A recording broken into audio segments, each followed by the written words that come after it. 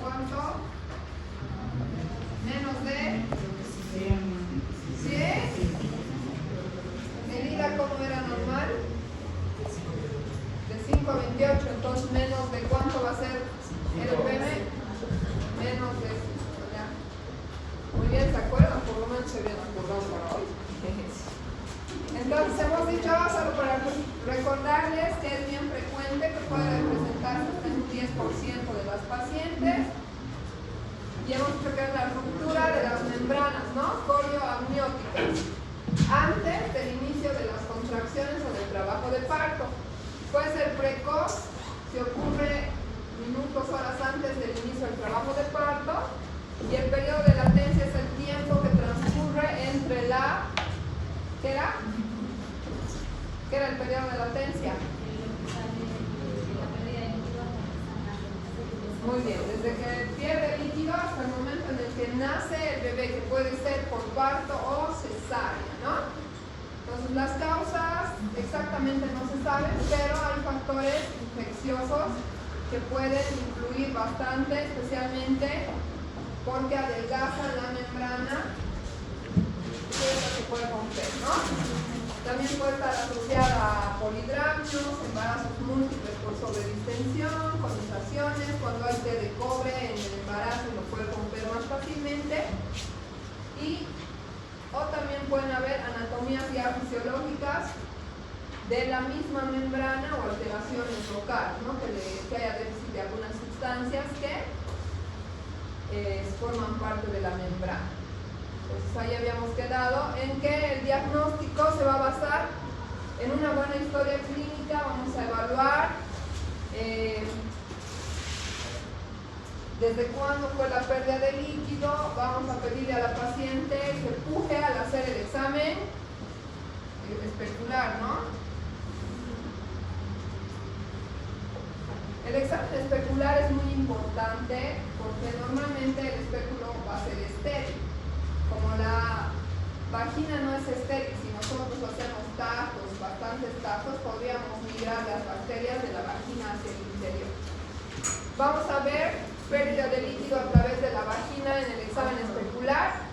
Y recuerden que no debemos hacer tactos a repetición, justamente por eso, por el factor infeccioso. Y también vamos a solicitar una ecografía, como dijo su compañero, para evaluar la cantidad de líquido amniótico. Entonces ahí está la anamnesis, el examen especular. Y habíamos hablado también un poco, ¿se acuerdan de la cristalografía, verdad? Que era la toma de la muestra del líquido vaginal o de la secreción que está, para quizás descartar si es o no es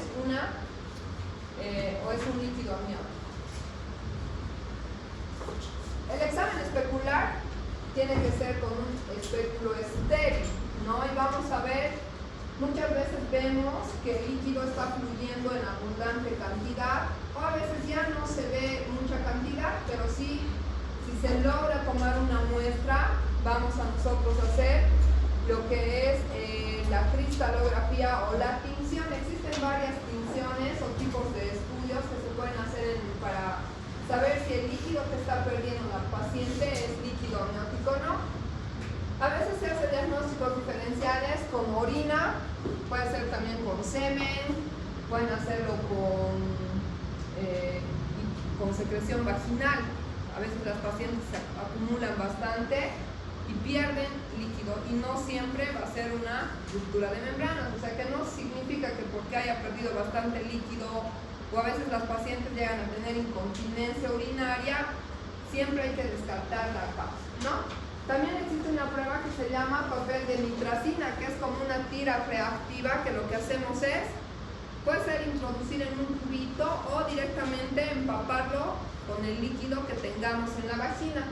Este va a cambiar a color azul oscuro con pH menores a 6.5, ¿no? El pH del líquido amniótico es de 7.1 a 7.3. La vagina, como saben ustedes, es más ácida, ¿no? Tiene una sensibilidad y especificidad del 93%, pero a veces pueden haber falsos positivos con otras sustancias.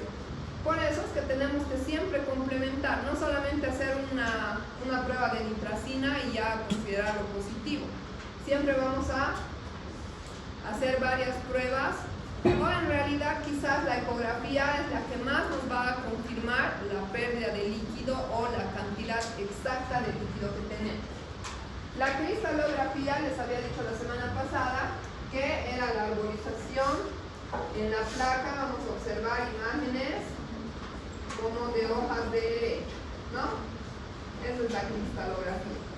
Si nosotros al hacer el examen microscópico de la secreción que tengamos en el canal vaginal, vemos esa imagen, o en el laboratorio nos van a reportar como positiva la cristalografía, entonces tiene una sensibilidad y especificidad del 96%. Esta no está afectada por el meconio o alteraciones en el pH vaginal, pero también puede tener algunos falsos positivos.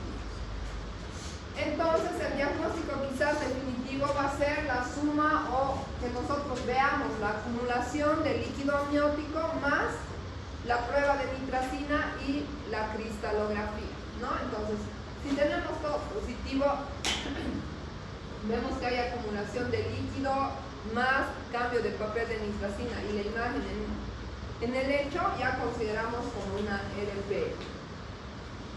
Antes, cuando no habían estas pruebas de cristalografía, ahora también existen otras tiras reactivas que se llaman amnioshoes, que son como tomar la muestra en un tubito e insertar, ¿no?, la tirita, y va cambiando, y ahí nos da los colores para la orina, para la sangre, para el líquido amniótico, pero no lo tienen disponible en todos los hospitales o centros de salud. Antes, cuando no habían estas pruebas, lo que se hacía era introducir a través del abdomen con una inyección de azul de Evans, y si era la ruptura positiva, se veía que salía por la vagina, ¿no? Pero obviamente este es un procedimiento invasivo que actualmente no se realiza. ¿Por qué es importante que hagamos el diagnóstico de RPM? ¿Por qué creen que es importante? ¿Qué se les ocurre? Puede haber sufrimiento fetal, porque hemos dicho la vez pasada que con el oligohidramnios se puede comprimir el cordón, ¿no? ¿Qué más? ¿Por qué creen que es importante el manejar, diagnosticar y hacer un manejo adecuado de la ruptura? ¿Qué creen que pasa con la ruptura de membranas? ¿Induce contracciones? Sí. Si es pequeño, tal vez nace uno pequeño. Pero ¿qué más? A ver, imagínense, se ha roto ahí la barrera. ¿Qué?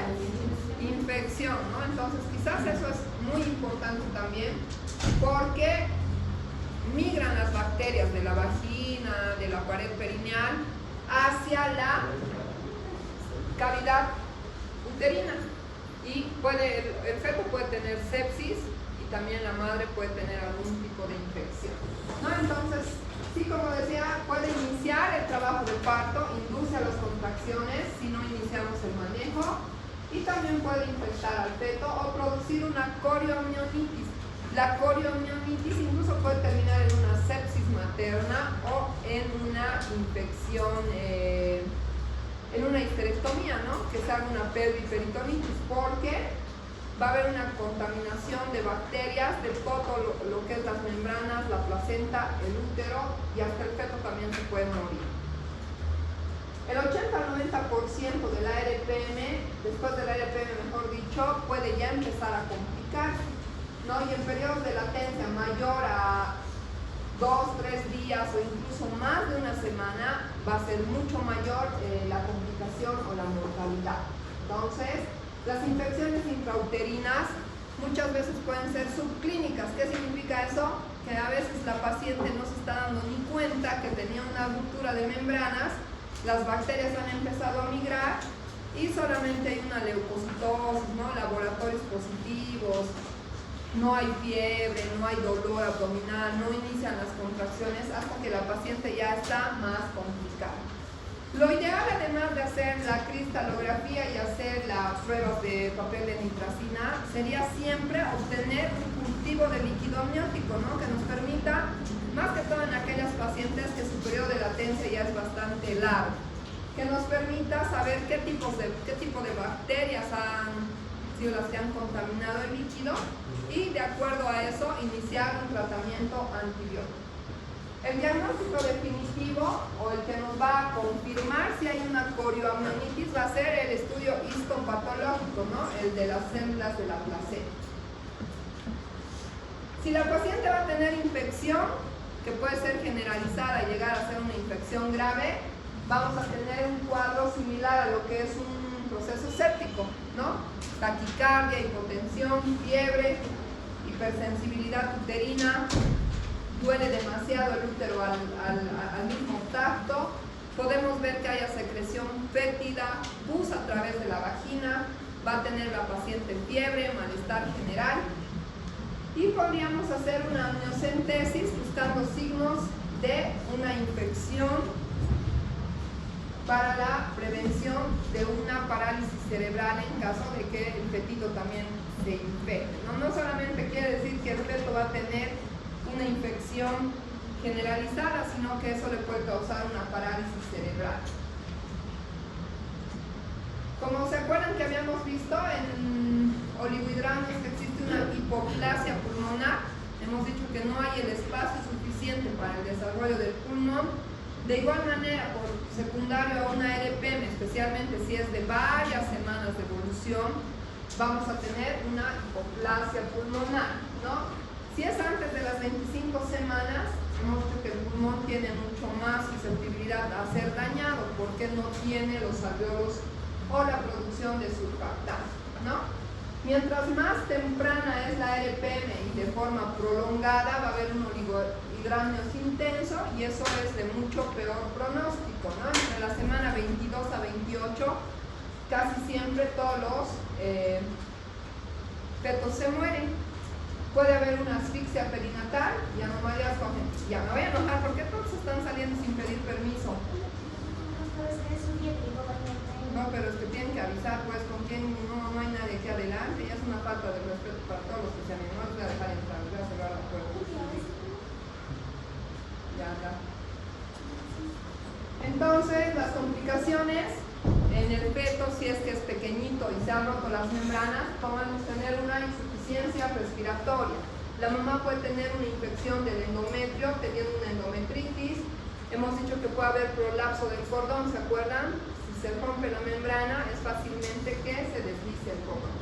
O defectos en la posición de las extremidades, es decir, que puede haber un prolapso de algún órgano si el bebé está en transverso, por a través de la ruptura. ¿Cómo va a ser el manejo? Va a depender mucho de la edad gestacional. Mientras más pequeñito es el bebé, se intenta hacer todo para que llegue a crecer o a tener más edad gestacional. Cuando ya está cerca al término, es decir, 37, 38 semanas, vamos a tener mejor pronóstico porque el fetito ya tiene sus pulmones desarrollados. Entonces, para el manejo lo que vamos a hacer, siempre que haya una ruptura, vamos a hospitalizar a la paciente. Colocar una vía endovenosa. Si hay trabajo de parto, ya está con más de 4 centímetros de dilatación, no importa la edad, la vamos a dejar evolucionar porque hemos dicho que si ya está con 4, ya no es una amenaza, ¿no? Es un trabajo de parto. En esos casos, los dejamos evolución espontánea. Si no hay trabajo de parto, vamos a hacer un manejo similar a la que hemos hecho en el trabajo de parto prematuro, pretérmino, ¿no?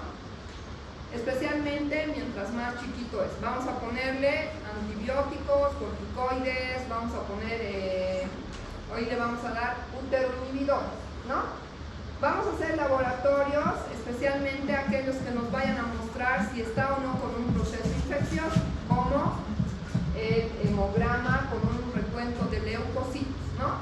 Mientras más leucocitosis haya, quiere decir que quizás la paciente se está complicando con una sepsis o un proceso infeccioso generalizado. Vamos a hacer un examen de orina porque hemos dicho que muchas veces se relaciona con una infección urinaria, entonces para descartar vamos a hacer examen de orina y urocultivo. Controlamos los signos vitales para detectar que si la paciente está infectándose, ¿qué va a haber? ¿Qué alteraciones hay en los signos vitales? Fiebre, Aumento de la temperatura. ¿Qué más puede haber en una paciente? Taquicardia. ¿Qué más? Hipertensión. Hipotensión, ¿no? En sepsis más que hiper va a haber hipotensión. Entonces controlamos los signos vitales y vamos a ver las características del líquido amniótico. El líquido amniótico, chicos, para que más o menos se ubiquen, nos va dando pistas de lo que le está pasando dentro al feto. Si el líquido se meconia, es decir, si se vuelve verde, es porque el bebé se ha hecho caquita. Y si se hace caquita, van a ver en sufrimiento fetal, es porque ya ha llegado a un punto en el que ya estaba tratando de compensar el sufrimiento. Si hay sangre, si el líquido amniótico es sanguinolento, ¿qué significa? ¿Qué ha pasado con la placenta? Se ha desprendido y se está volviendo sangre, ¿no ve? Se tiñe de sangre. Y si es blanco grumoso, ¿qué si es blanco grumoso? ¿Qué? Cándida, dice nada. Cándida de la mujer se ha mezclado, pero no. El líquido normal es blanco grumoso. Cuando ya está llegando al término, ¿han visto alguna vez un parto o una cesárea? ¿Han visto que sale así con una crema blanca?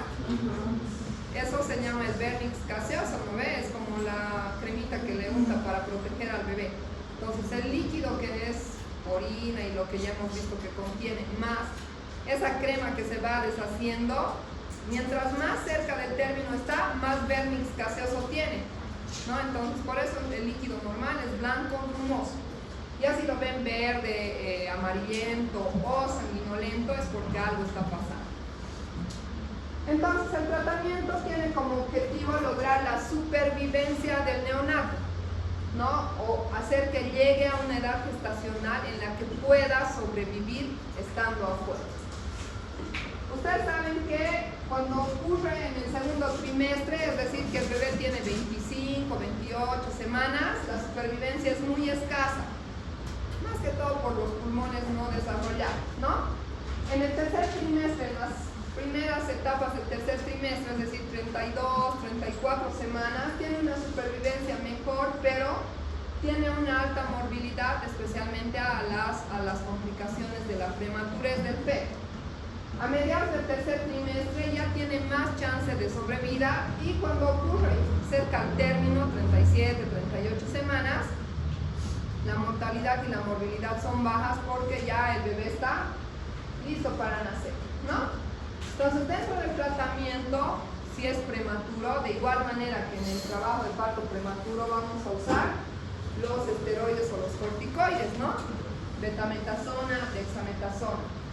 Aunque existen estudios que dicen, por ejemplo, que usar, ¿qué hace el corticoide? Maduración pulmonar, pero en otras personas que no están embarazadas, ¿qué hace el corticoide? Es un inmunosupresor, ¿no? Entonces imagínense que si la paciente ya tiene un riesgo infeccioso, si usamos inmunosupresión, se supondría que le estamos bajando más las defensas, ¿no? Entonces, pero existe esa controversia. En este caso, como beneficia al bebé, le vamos a poner corticoide, no vamos a hacer caso a lo que dicen los estudios, ¿no? Entonces, ¿por qué el corticoide reduce el riesgo de distrés respiratorio, promueve la madurez fetal y hay una menor morbilidad y mortalidad materna y fetal? Importante en el tratamiento o en el manejo son los antibióticos, ¿verdad o no? Especialmente hemos dicho si son bebés chiquitos o más prematuros. Entonces, para el tratamiento que vamos a usar va a depender de la edad gestacional, ¿no? Pero ya estamos viendo que vamos a usar corticoides si es menos de 34 semanas. También vamos a usar antibióticos. El antibiótico en todas las pacientes, ¿no? Especialmente si el periodo de latencia, hemos dicho, es mayor. Entonces, el antibiótico nos va a prevenir que haya mayor riesgo de infección tanto en el feto como en la madre, especialmente de aquellos gérmenes que se encuentran en la zona, como por ejemplo el estreptococo del grupo B. También vamos a proteger de los gérmenes intestinales, ¿no? Por la cercanía que existe con el ano. La elección del antibiótico va a depender un poco quizás de lo que tengamos a disponibilidad. Podemos utilizar desde amoxicilina, ampicilina, cefalosporinas, gentamicina, o en algunos casos en los que ya la infección sea grave y la paciente esté con signos de una sepsis, podríamos usar biconjugado o triconjugado, ¿no? Combinando metronidazol, cloramfenicol o algunos otros antibióticos que quizás en el embarazo están contraindicados. O una vez interrumpido o que haya nacido el bebé, podríamos cambiar a este tipo de antibióticos. Entonces vean, el tratamiento, les decía, depende de la edad. Antes de las 25 semanas, como sabemos que el fetito tiene poco chance de vivir, podríamos hacer dos tipos de manejo. Uno, explicarle a la mamá que el riesgo, que sus pulmones no van a desarrollar, que mientras más tiempo esté, y además las pacientes tienen que estar internadas hasta que nazca su bebé. Imagínense estar de 25 semanas, faltarían ¿cuántas? 15 para llegar a 40. 15 semanas internadas, o por lo menos hasta llegar a las 34, son por lo menos 10 semanas. Estar internada 10 semanas, si tiene otros hijitos, otros factores sociales, imagínense. ¿No? Entonces se le puede explicar a la paciente, y si la paciente decide hacer un manejo conservador, es decir, quiere a su bebé, no importa, se mantiene el tiempo que sea necesario mientras el bebito aumenta de peso, y haciendo obviamente ecografías, laboratorios, con antibiótico todo el tiempo de su internación. Entonces se puede hacer un tratamiento con mucocolíticos, corticoides en caso de que fuera necesario, y usar antibióticos o ir rotando los antibióticos. Si usamos ampicilina en primera instancia, luego podríamos cambiar a cefalosporina. Ahora, si en el transcurso de ese manejo la paciente tiene fiebre, sangrado y demás, en ese caso tendríamos que quizás interrumpir el embarazo, ¿no? O el otro tratamiento o el manejo puede ser interrumpir el embarazo o dejarlo en evolución espontánea, siempre haciéndole firmar a la paciente un consentimiento, ¿no? Que por los riesgos la paciente decide esperar a ver qué pasa o tener una evolución espontánea. Ese sería un manejo más agresivo, un manejo espontáneo. Si las pacientes tienen un embarazo entre las 25 y las 32 semanas, más si está llegando cerca a las 34, 30 o 31 semanas, es preferible hacer un manejo expectante, es decir, mantenerlo por lo menos 2 a 3 semanitas, que no es tanto tiempo como en el otro caso, administrándole antibióticos, maduración pulmonar, tratando de que el bebito crezca un poquito más, ¿no? Siempre también haciendo los exámenes de laboratorio y ecografía. Cuando ya está entre las 32 a 34 semanas, si el bebé ha recibido en algún momento maduración pulmonar, quizás lo mejor para evitar el riesgo de infección sea dejarlo en evolución espontánea, o sea, que nazca. Pero siempre tratando de que el pulmón del bebé esté maduro, o utilizamos corticoides durante 2 días y luego si tiene condiciones de parto, la vamos a dejar tener su parto.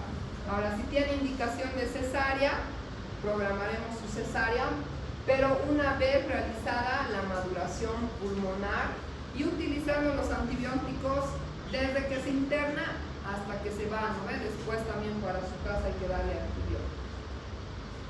Si el bebé está más de 35 semanas, quizás por el riesgo de infección y contaminación, lo mejor sea ya interrumpir o concluir con su embarazo. Hay algunos que prefieren mantenerle unos cuantos días más, pero quizás lo ideal es dejarle en evolución espontánea, es decir, que inicie el trabajo de parto, desencadene y nazca el bebé, o tal vez también hacerle una cesárea, si hay signos de sufrimiento fetal, si el líquido ya está amarillento, o si el cultivo que hemos realizado sale contaminado o infeccioso, porque a esa edad el bebé ya tiene más chance de sobrevivir. ¿no? Quizás va a estar mejor en una incubadora si necesita incubadora, o también en algunos casos ya los bebitos por el mismo estrés nacen bien y pueden irse con sus mamás. Entonces vean un resumen, menos de 28 semanas quizás el manejo tiene que ser definitivo, ¿no? Interrumpir el embarazo, dejarlo en evolución espontánea o hacer un consentimiento de que la mamá se va a quedar tantas semanas. De 29 a 34 semanas lo ideal es hacer un manejo conservador, especialmente para lograr la maduración pulmonar, ayudarle al bebé que tenga un poquito más de chance de sobrevida. Podemos usar uteroinhibidores. ¿Qué uteroinhibidores podemos usar? Antiprostaglandinas, creo que dicen por ahí. ¿Está bien? Sí, bien. ¿Pero cuál era? Oxitocina. Oxitocina es para que le duela, digo, para que nazca, para que tenga contracciones de la oxitocina. Uteroinhibidor, ¿cuál es? Indometacina, pero hemos dicho antes de qué semana. 32. En este caso sí es 34, vamos a usar indometacina. Además, ¿qué les he dicho de la indometacina? Hemos hablado en polidramios. ¿Qué hace la indometacina? Aumenta. Baja. Aumenta la función. No, baja. Disminuye el líquido amniótico. Entonces, si le das indometacina a uno que no tiene líquido, peor, ¿no ves? ¿Cuál era el uteroinhibidor? ¿Qué? ¿Qué? ¿Progesterona? ¿Calcio? Bloqueador de calcio, no calcio. Calcio antagonista. ¿Cuál era el? Nifedipino, ¿no? En este caso podríamos utilizar. Si es más de 36 semanas, mejor es que lo dejemos nacer, ya sea por parto o le hagamos la cesárea, porque no vamos a madurar a esa edad, ya no le vamos a dar corticoides y creo que le perjudicamos más que esté ahí adentro por el riesgo de sufrimiento fetal y de infección, ¿no? Entonces, ese es el resumen que se tienen que aprender para saber el manejo adecuado en estos bebitos. Y solo para recordarles, para los que no estaban despiertos en parto prematuro o en amenaza, la betametasona y la dexametasona, ¿no? Son los dos medicamentos que vamos a utilizar y que no se pueden olvidar nunca en su vida. Pero ¿hasta qué semana de gestación vamos a usar? 28. 32.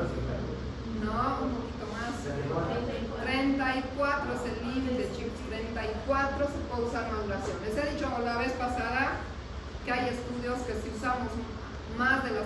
Había un tiempo en el que decían hasta las 37, luego no hasta las 34 nomás, luego no hasta las 37 y así. Pero hay estudios actuales que tienen mucho riesgo, por ejemplo, de trastornos mentales. Aquellos bebitos que reciben el corticoide innecesariamente pueden tener más efectos a lo largo de su vida. Entonces, mejor solo hasta las 34 semanas y si realmente hay el riesgo de que vaya a nacer. No les ponemos a todas las embarazadas, cuidado, les vayan a pinchar ustedes a todas las embarazadas cuando sean médicos generales.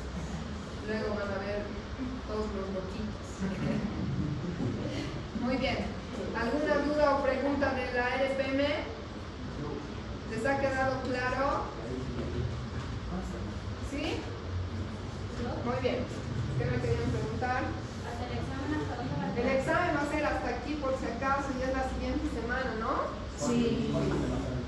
A ver, vamos a charlar. ¿Qué temas nos faltan? Uno, tiene que entrar hemorragias de la segunda mitad, ¿no? Sí. ¿Qué eran las hemorragias de la segunda?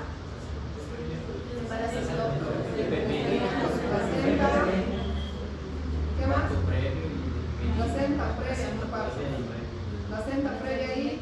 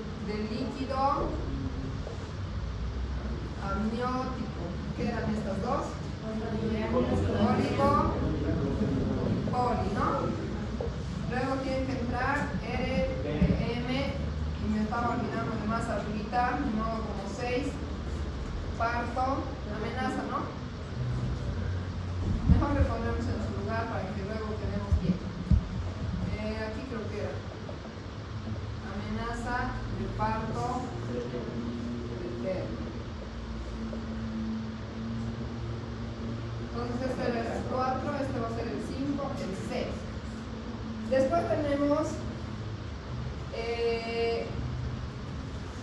embarazo prolongado, que también vamos a avanzar hoy, sufrimiento fetal, enfermedades del puerperio, hemorragias puerperales, que serían 4 temas más. Quieren dar, yo les decía que den hasta RPM porque está relacionada con alteraciones de líquidos, si se dan cuenta, ¿no? Porque para el siguiente examen ya se van a olvidar, como desconocemos, y quedarían solamente 4 temas para el examen final. ¿Está bien? Porque alteraciones o patologías puerperales sí es un poquito largo también, porque entra mama y infecciosas y demás. Y también las hemorragias postparto, que son las alteraciones hemorrágicas. ¿Qué más entraba ahí? Embarazo prolongado y sufrimiento fetal. ¿Están de acuerdo? Sí. Además el EPM es chiquito y medio fácil, ¿no ven? Por lo menos se han acordado ahora. Bien, entonces hasta que abra el otro documento, recreo. ¿Pausa? Desayuno. Mejor que pasen más